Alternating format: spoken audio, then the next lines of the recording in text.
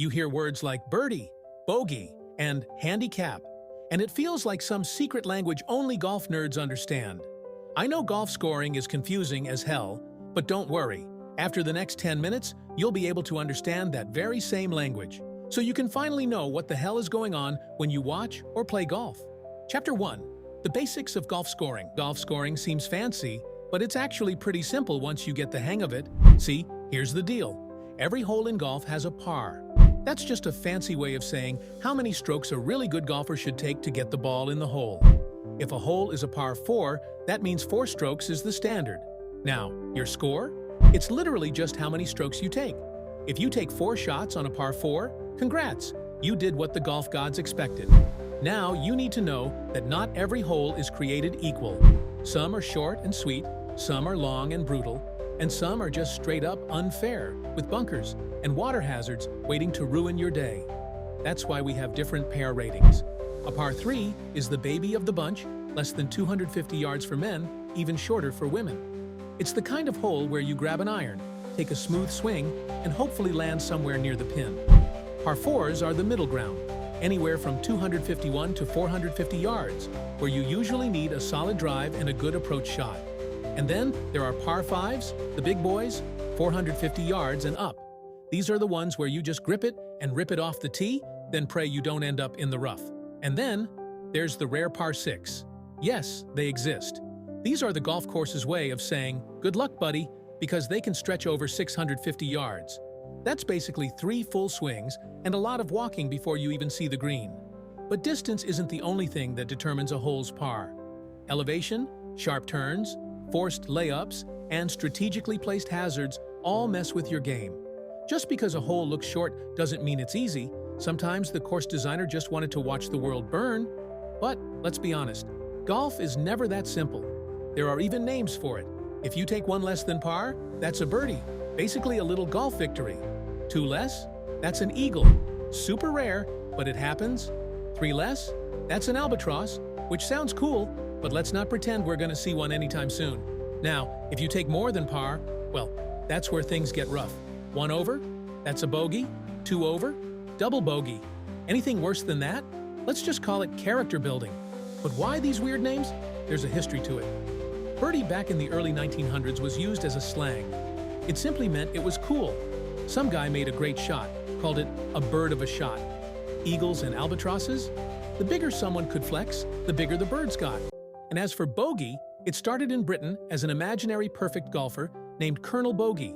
If you scored worse than him, you had a bogey. Now, the goal is simple. Keep your strokes as low as possible. If you finish a round with fewer strokes than your opponent, you win, and if not, well, at least you got some fresh air and a decent excuse to hit the clubhouse early. Chapter 2. Stroke play versus match play. Now, let's say you and your friend are out on the course. You're keeping track of every single stroke, grinding through all 18 holes like it's a final exam. Meanwhile, your friend is out there just trying to beat you hole by hole, celebrating every win like they just won the Masters. At the end of the round, you've both got completely different ways of figuring out who actually won. That's because there are 2 main ways to play, stroke play and match play. One's about the big picture, the other is about winning small battles along the way. And depending on which one you're playing, the entire way you approach the game can change. These 2 ways to play are basically 2 different mindsets. Stroke play is for the perfectionists, the ones counting every single shot like it's their personal bank account. It's all about the total number of strokes you take for the whole round. The fewer, the better. Simple. If you hit a bad hole, too bad. Carry that pain with you for the rest of the round. It's brutal, but that's why most professional tournaments use it. Match play, on the other hand, is a little more forgiving. Instead of worrying about the total, you're just trying to win more holes than your opponent. Each hole is like its own little battle. You could have a complete disaster on one hole, but as long as you win the next, it's like nothing ever happened. This format leads to some serious drama because comebacks are always on the table. Lose the first few holes? No problem. Just start winning the next ones, and suddenly you're back in it. If stroke play is about consistency, match play is about strategy. Do you play it safe or go for the risky shot to put pressure on your opponent? That's why match play can get heated. It's more personal. You're not just playing the course, you're playing the person in front of you. And trust me, nothing is more satisfying than watching your opponent crack under pressure while you sink a clutch putt. Chapter 3. Understanding handicaps. But before you try to challenge people, you need to know one important thing first. Understanding the handicaps. Let's say you're out golfing with someone who's way better than you, like unfairly better. They're out here crushing perfect drives and sinking putts like they made a deal with the golf gods, while you're still trying to figure out why your ball keeps disappearing into the trees. If you played straight up, you'd have no shot.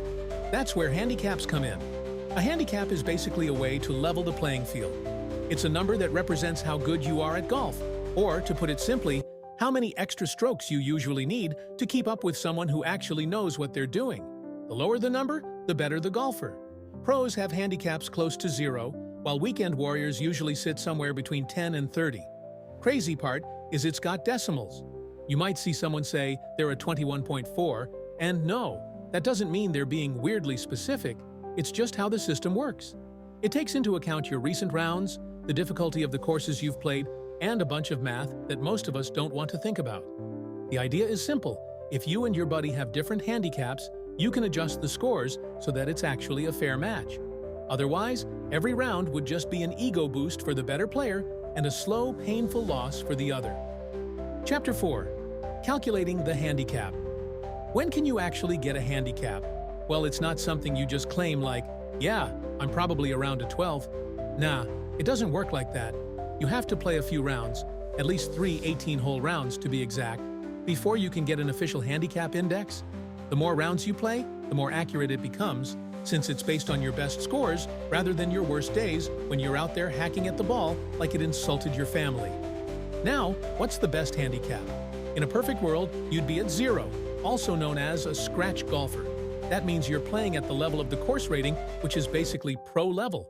But for most of us, that's about as realistic as sinking a hole-in-one on command. The best amateur golfers usually have handicaps in the low single digits, like anywhere from 0 to 5. That's when you know someone's legit. For the average amateur, a good handicap is usually around 10 to 18. If you're below 10, congrats, you're better than most weekend golfers. If you're in the 20s, don't stress, you're still in the game, just maybe not winning many bets. And if your handicap is pushing 30, well, let's just say golf is a humbling sport, and we respect the grind. So how do you improve? First off, stop blaming the clubs. It's not them, it's you. Work on your short game, chipping and putting save way more strokes than you think. Driving distance is cool, but precision is better. Also, play smarter. If your ball keeps finding water, maybe stop aiming for the impossible shot. And lastly, just play more. The best way to lower your handicap is to get out there, learn from your mistakes, and maybe take a lesson or two if things are really going south. And that's the basics of golf scoring. Simple in theory, frustrating in reality. Whether you're sinking birdies or racking up bogeys like it's your job, at least now you know what's going on. But I want to know something about you. What's the worst score you've ever carded on a single hole? Be honest. We've all had that one disaster hole that haunts us. Drop it in the comments.